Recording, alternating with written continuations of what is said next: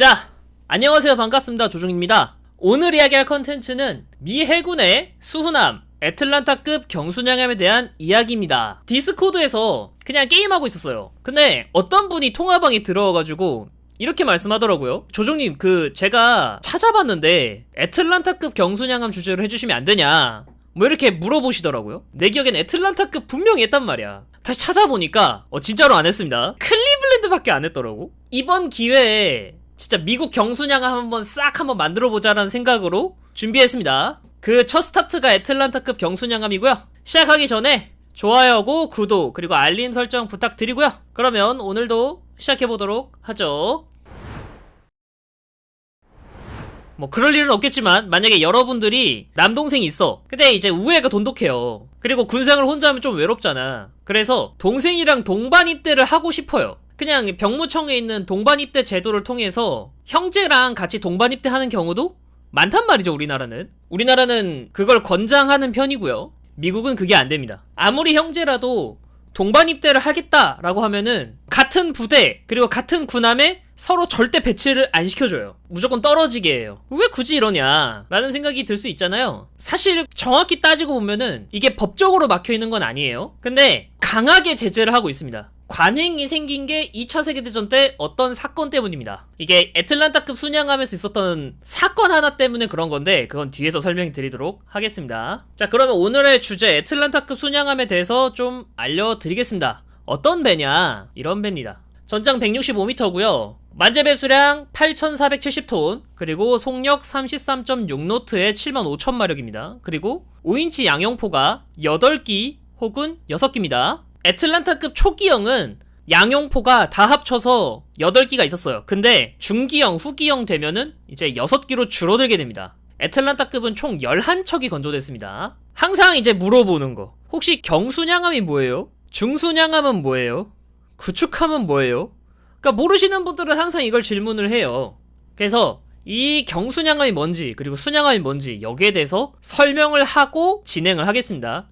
안 그러면 이 애틀란타급 경순양함이 왜 이렇게 나왔는지를 설명을 못해요. 런던 군축조약하고 워싱턴 군축조약에서 엄격하게 기준을 정해놨어요. 전세계 해군 역사상 명칭을 가장 명확하게 정의를 한 게 이 해군 군축조약이 아닐까 생각을 해요. 간단해요. 그냥 구축함부터 보면 돼. 간단해요. 구축함이란 뭐냐? 1850톤 이하 그리고 주포 구경은 5.1인치 이하, 얘가 구축함이다. 순양함이란 뭐냐? 1850톤 초과 그리고 1만 톤 이하, 주포 구경 8인치 이하의 배를 순양함이라고 한다. 전함은 뭐냐?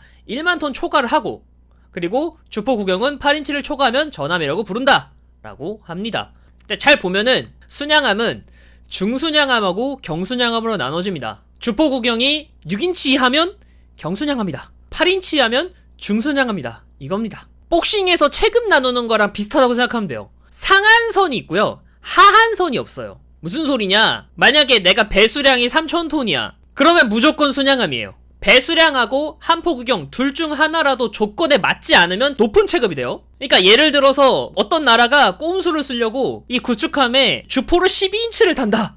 이거 어쨌든 배수량이 구축함이니까 구축함이야 라고 우기는 게 안 됩니다. 왜냐면 주포 구경 5.1인치 이하잖아.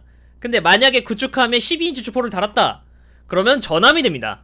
실제로 영국이 이딴 장난짓을 쳐서 그래요. 대표적인 장난질이죠 이게. 주포 15인치 달았어요. 분류는 경순양함이에요. 그러니까 군축조약이 나온 이유가 이딴 거 만들지 말라는 거야.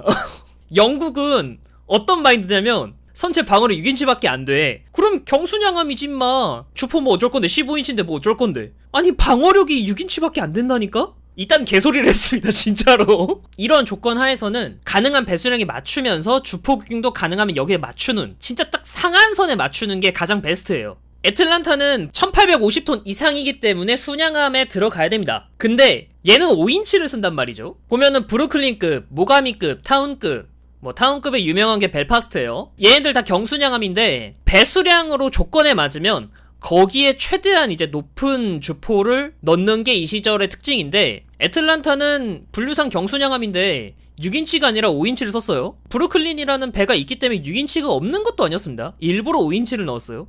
그러면 사실상 같은 배수량인 경순양함이랑 붙었을 때 스펙이 떨어진다는 소리잖아. 그쵸? 왜 이런 배를 만들었냐, 이 미국 혹시 이거 방산비리 아니냐 라고 생각할 수 있는데 그게 아닙니다. 이 애틀란타급의 초기 설계 목적은 구축함대 선도함입니다. 구축함대 선도함이 뭐냐? 간단해요. 여러 척의 구축함으로 구성된 함대를 지휘하고 통제하기 위해 설계된 군함입니다. 이거 그림으로 보면 이해가 쉽습니다. 요렇게 돼요. 이게 앞에 있는 애들이 구축함인데, 그러니까 모든 배들은 전대를 이루거나 혹은 함대를 이루어서 작전을 한단 말이죠. 그러면 이 배들을 통합 지휘를 해줄 지휘함이 필요해. 가끔 이렇게 생각하기도 해요. 그냥 구축함 중에 하나 기함으로 삼아가지고 그거 시키면 되는 거 아니야? 우리 일본 친구들이 그랬습니다. 구축함이 일단은 배수량이 작잖아. 어쨌든 전대를 지휘를 해야 되잖아. 그러면 전대장이 타야 된단 말이죠. 그러면 전대장만 오냐? 그게 아니에요. 전대장 포함해서 그의 참모들도 승함해야 되고요. 당연히 이제 그들을 위한 근무실 당연히 필요하고요. 지휘실 당연히 필요하고 통신시설들이 필요합니다. 기존 구축함 자리에서 마련하자니 여간 불편한 게 아닙니다. 배수량이 아까도 말했듯이 기준상 배수량이 1850톤 이하잖아. 이 1850톤 이하에서 그 설비를 다 갖춘 지휘함을 만든다? 조금 힘들죠? 좀 너무 작아. 그러니까 이제 구축함대 선도함 같은 이런 배를 만들 수밖에 없다. 그러니까 땅계 기준 지휘반 전차와 지휘 단갑차 같은 개념이란 거죠. 아, 맞습니다. 그거 정확한 표현이 맞아요. 여튼 그렇고요. 이런 컨셉으로 건조됐어요. 그러니까 건조를 하는 이유가 타당은 했다. 오, 좋아, 이건 오케이. 이런 개념은 쓴 건 맞아. 근데 왜 6인치 안 쓰냐고. 구축함 선도함 그런 방식으로 쓸 수 있어. 근데 그렇게 해서 함체를 키운 거 하고 너가 5인치 주포를 쓴 거 하고는 무슨 상관이냐, 6인치 포탑 쓸 수도 있잖아 라고 생각할 수 있죠. 이유가 있습니다. 이거는 이제 1941년에 건조 중인 산후안하고 샌디에이고입니다. 1930년 그리고 이제 1940년 초 이때 배에서 이제 중요해진 테마가 하나 있어요. 이제 항공기 공습이거든요. 근데 도크에서 두 척을 동시에 건조해요. 지금 미국의 조선업 생각하면 상상이 안 가죠. 이때는 이렇게 건조를 했다. 지금은 이렇게 건조 못합니다. 참 안타까운 현실이죠. 뭐 여튼 간에 애틀란타급이 건조됐을 때 이제는 항공기의 발전이 빨라가지고 이제는 공습에 대응할 것도 요구가 되었어요. 이제는 모든 군함들, 모든 전투함들은 대공 전투를 할 수 있도록 대공포를 장착하는 게 기본이 되었습니다. 1차 세계대전이 끝나고 난 다음부터는 항공기 위협에 대해서 정확하게 인식하고 거기에 대응하기 위해서 여러 아이디어를 냈었던 시절이에요. 그 중에 하나가 대공포였고요. 그러면 이 애틀란타급도 대공 성능을 요구를 받을 거 아니야. 가능하면은 좀 좋은 대공포를 장착을 하고 이론상 가장 완벽한 대공포를 다는 게 맞겠죠? 어쨌든 배수량이 만재 배수량 기준 8,000톤이고 생각보다 좀 그런 배수량이 높습니다. 그러다 보니까 어느 정도는 이제 좋은 대공포를 달아준 게 맞단 말이죠. 자, 그러면 이론상 가장 완벽한 대공포는 뭐냐? 위력과 연사력이 둘 다 높은 대공포입니다. 근데 이거 물리적으로 불가능해요. 이 위력과 연사력을 동시에 높인다? 이거는 불가능하거든요? 이게 왜 불가능하냐? 위력을 높이려면 어떻게 해야 돼? 구경과 구경장을 늘려야 된다. 구경을 늘린다는 건 더 이제 큰 포탄을 쓴다는 거고, 구경장을 늘린다는 건 더 이제 포신을 길게 해가지고 더 많은 에너지를 포탄에 넣을 수 있게 해야 된다, 이 소리죠. 근데 문제는 이렇게 되면 어떻게 된다? 포신과 포탄이 무거워진다. 근데 포신과 포탄이 무거워져. 연사력이 떨어집니다. 당연한 거예요. 어쩔 수가 없잖아. 포신하고 포탄이 무거워. 그럼 포신 돌아가는 속도 느려지겠지. 포탄이 무거워지니까 장전 시간 오래 걸리겠지. 그렇게 됩니다. 자, 그럼 연사력을 높여. 연사력을 높이기 위해서는 구경과 구경장을 줄여야 됩니다. 자, 그러면 포신이 가벼워져요. 그리고 포탄도 가벼워져요. 와, 연사력을 올리면 됐냐? 아니에요. 위력이 떨어져요. 위력과 연사력은 반비례 관계예요. 근데 대공포에게 요구되는 거는 위력과 연사력 둘 다 높은 거란 말이죠. 물리적으로 안 되는 걸 해야 돼. 그럼 방법이 뭐냐? 둘 다 달자. 진짜입니다. 이거는 아이오와급 전함의 대공포를 얘기를 한 건데, 자, 5인치 대공포 같은 경우에는 위력이 높아요. 근데 연사력이 낮습니다. 그리고 20mm 오리콘 얘는 위력이 낮습니다. 대신에 연사력이 높습니다. 그 중간에 40mm 보포스를 끼워 얹어서 허리 역할을 해주고요. 그런데 이거 전함이나 중순양함 같은 애들은 이게 돼요. 왜냐면 이 전함하고 중순양함 애들은 배수량이 넉넉합니다. 뭐 대공포 뭐 추가되고 뭐 추가되고 뭐 추가되고 해도 괜찮아.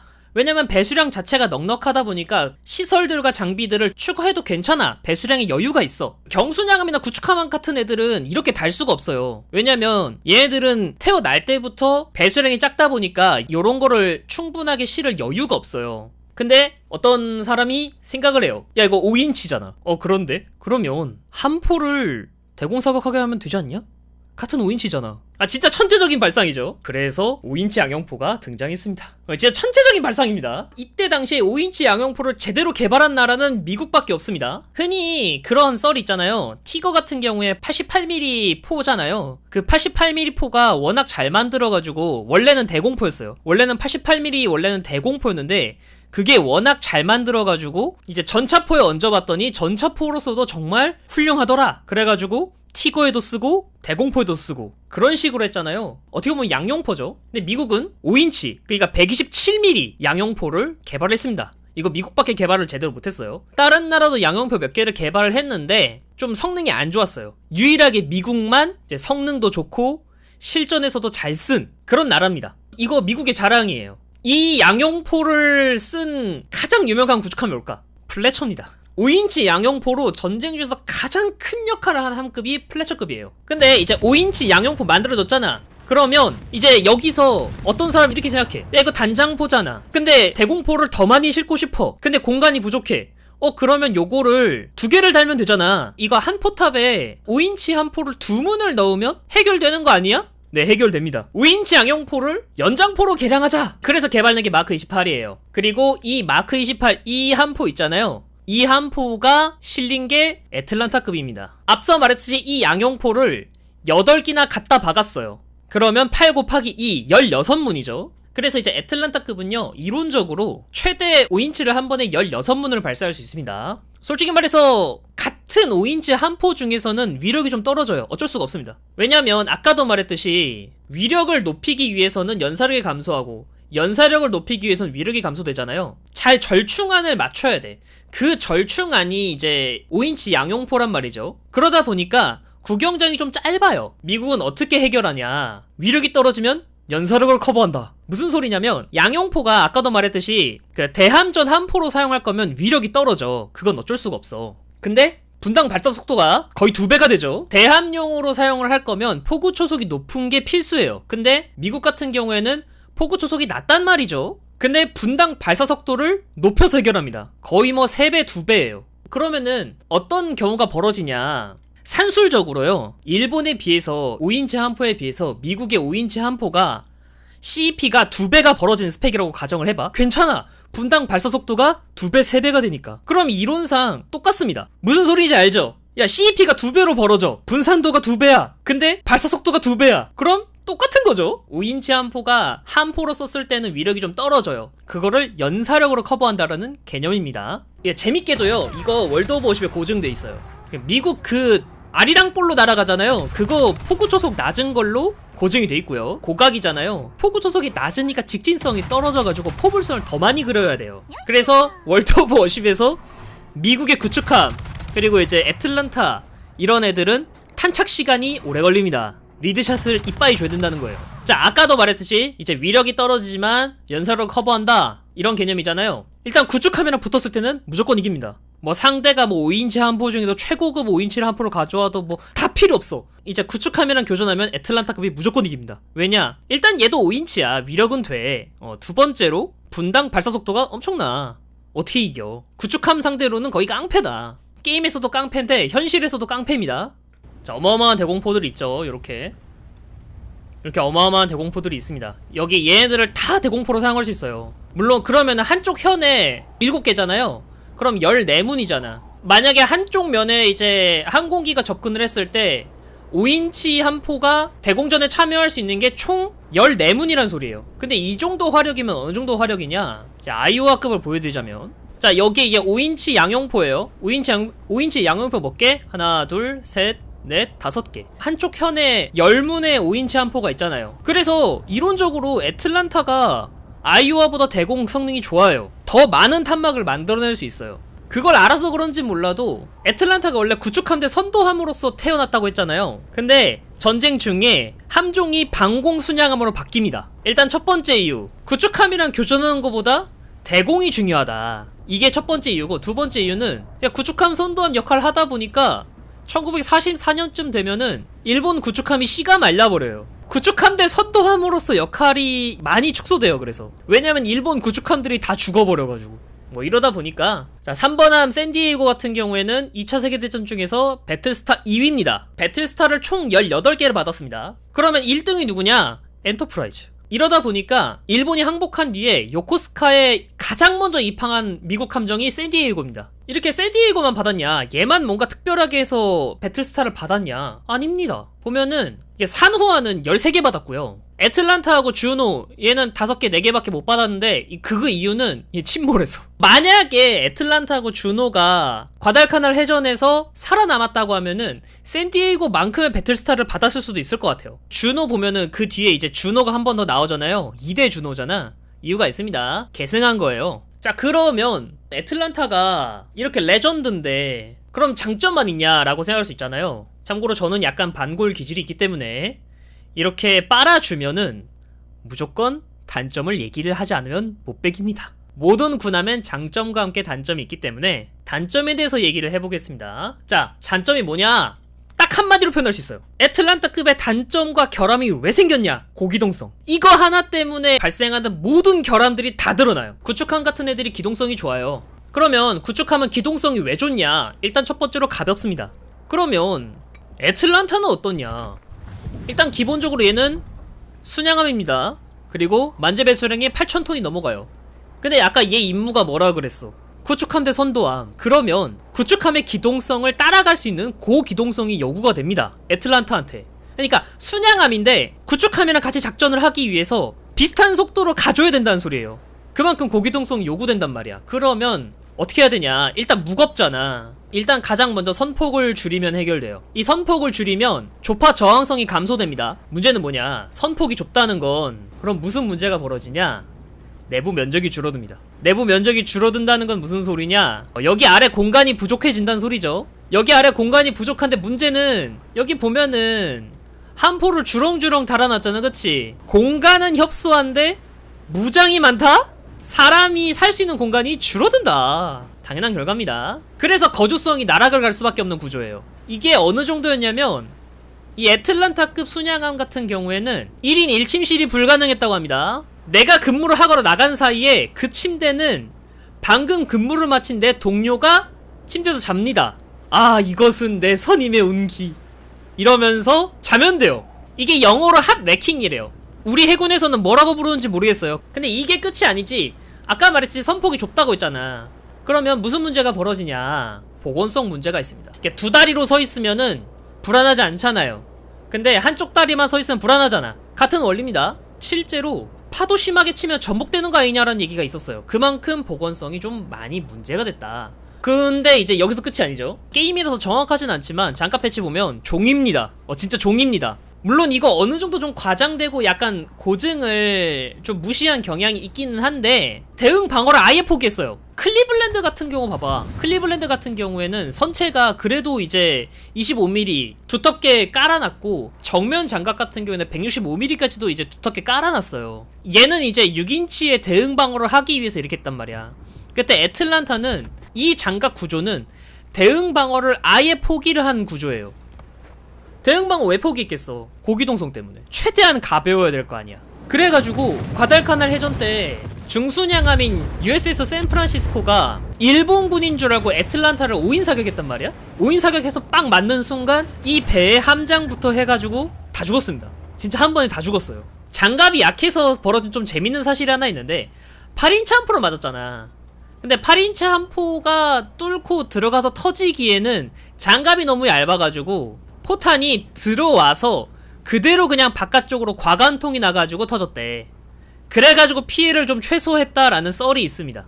하지만 애틀란타는 침몰했죠. 그리고 이제 주노 같은 경우에는 어뢰를 맞고 바로 동력 상실되고 용골이 휘었습니다. 왜냐? 애틀란타 진짜 방래가 없어. 그래서 그냥 어뢰에 맞으면 용골이 찢겨 나갑니다. 그래서 주노 같은 경우에는 실제로 어뢰 한 발 맞고 바로 동력 상실되고 용골이 휘었습니다. 결함이라고 하면 결함일 수 있는데 좀 심각한 단점이었어요. 그래가지고 이제 이 애틀란타를 순양함으로 보는 게 아니라 순양함에 탈을 쓴 대형 구축함 아니냐라고 하는 겁니다. 그래 다행히 5번함부터는 이 애틀란타급이 건조되고 난 다음에 문제점을 알아가지고 조금 개선을 했어요. 얘는 후기형인 플린트거든요. 플린트 같은 경우를 보면은 함포가 삭제가 됩니다. 원래 여기에 함포 있었잖아요. 이 함포 삭제예요. 여기에 한포가 있어가지고 발생하는 문제점들이 좀 많았거든. 무게를 덜 거 아니야. 대신에 이제 40mm 보포스를 좀 추가해줬습니다. 이렇게. 그리고 이제 요거는 중기형이라서 이제 어뢰가 있는데 준호급이라고 하거든요. 준호급부터는 어뢰도 삭제됩니다. 그 애틀란타급의 역사상 어뢰로 뭘 했다는 기록이 하나도 없어요. 그냥 있어요. 요건 40mm 보포스, 요건 20mm 오리콘입니다. 다시 애틀란타랑 비교해볼까? 자, 애틀란타 보면은 여기 한포 있잖아. 어뢰 발사관 바로 뒤에 한포가 있잖아요. 이 자리에 요거를 없애고 40mm 보포스하고 20mm 오리콘을 달았습니다. 뭐 그래서 이런 개량을 했어요. 이런 개량을 했는데 본판 불변의 법칙이라고 하죠. 개량을 하면 조금 더 좋아지긴 하는데 본판 불변의 법칙이 있기 때문에 이런 문제는 애틀란타급 자체에 애틀란타급이 그냥 퇴역할 때까지 참고 꾸역꾸역 썼습니다. 자, 그러면 도입부에서 떠든 거 이거 대체 무슨 일이 있었길래 미 해군의 형제가 같은 배에 복무하는 걸 금지하냐, 이런 일이 있었기 때문입니다. 자, 준호가 침몰했습니다. 이게 1942년 11월 12일인데 일본 해군이 이제 과달카날 섬을 빼앗으려고 마지막 공세를 펼칩니다. 그걸 우리는 과달카날 해전이라고 부르는데 이때 준호가 돌격하는 구축함에 어뢰를 맞습니다. 무라사메가 쏜 어뢰에 맞아서 용골이 휘고 조합 능력을 거의 상실했습니다. 근데 그래도 침몰은 안 했어요. 전투력을 상실한 상태로 표류하고 있었는데 이제 함장은 배를 어떻게든 살리려고 보수 작업을 하고 막 그래서 놀랍게도 애틀란타는 13노트까지 자력 항해가 가능할 정도로 어떻게든 살립니다. 이때 설리번 5형제들은 다 살아있었어요. 계속 보수 작업을 하면서 이제 어떻게든 항해를 해 나가고 있었는데 안타깝게도 날이 밝은 뒤 다음 날인 오전 11시에 이 근처에서 매복 중이던 일본 잠수함 어뢰에 피탄되면서 침몰합니다. 그러니까 애틀란타는 어뢰 2발 맞고 죽은 거예요. 근데 안타깝게도 이때 설리번 5형제들이 다 사망합니다. 5형제가 다 이 배에 있다가 다 사망했잖아. 대가 끊겼습니다. 구체적으로 말하면 대가 끊기진 않았는데 우리나라도 그렇지만 미국에서도 이런 말이 돌아요. 야, 아무리 그래도 가문의 형제들 중에서 한 명은 살아있어야 되지 않냐. 야, 다 죽으면 대를 누가 이어 라는 말을 미국도 합니다. 서양에서도 가문에 대해서는 중요하게 생각해요. 우리처럼. 그러니까 이 이후로는 미 해군은 형제들의 동반 복무를 강력하게 제지하는 내부 규정이 생깁니다. 그리고 난 다음에 전쟁이 끝난 뒤에는 미 국방부에서는 단독 생존자 정책이라는 걸 제정해가지고 그 가문의 대가 끊기거나 뭐 그러는 거를 국가 차원에서 방지합니다. 지금 미 해군은 현재도 형제 간에 같은 배에서 복무하는 걸 강력하게 제재하고 있어요. 강력하게 제재하고 있다고 했지 우리는 무조건 같은 배에 있어야 된다, 우리는 하나다 라고 하면은 해주긴 해준답니다. 그 완고한 고집을 부리면 뭐 복무는 할 수 있대. 근데 그 완고한 고집 이전에 미 해군이 완고하게 너네는 다른 배에 타야 돼 라고 말한다고 합니다. 다행히도 그 제임스 설리번이 형제 중에서 다행히 가정을 꾸려놓은 상태에서 군복무를 들어갔어요. 그래가지고 이 설리번 형제들이 다 죽었을 때 아기가 22개월 됐었대. 그 아기가 이제 또 딸을 낳아가지고 켈리 설리번이라고 오늘날까지 살아있습니다. 엘버트 설리번의 손녀예요. 켈리 설리번은. 켈리 설리번이 이 설리번 가문을 대표해가지고 오늘날까지도 설리번 가문을 대표해서 참석하고 그 정신을 기리고 있다고 합니다. 여튼 오늘 컨텐츠는 여기까지고요. 재밌게 보셨다면 좋아요고 구독 그리고 알림 설정 부탁드리고요. 다음에는 더 재밌는 컨텐츠로 여러분들 앞에 찾아뵙도록 하겠습니다. 감사합니다. 그럼 안녕.